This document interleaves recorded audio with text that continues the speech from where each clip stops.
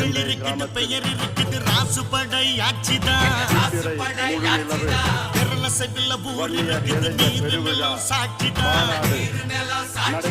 பெருமொழியில் சிலை இருக்குது அவர் பெருமையை அது ஒரு ஊருக்கெல்லாம் ஒலைய வச்சு சொல்லிடுவார் அவர் நம்ம சாமின்னு கூடி நின்று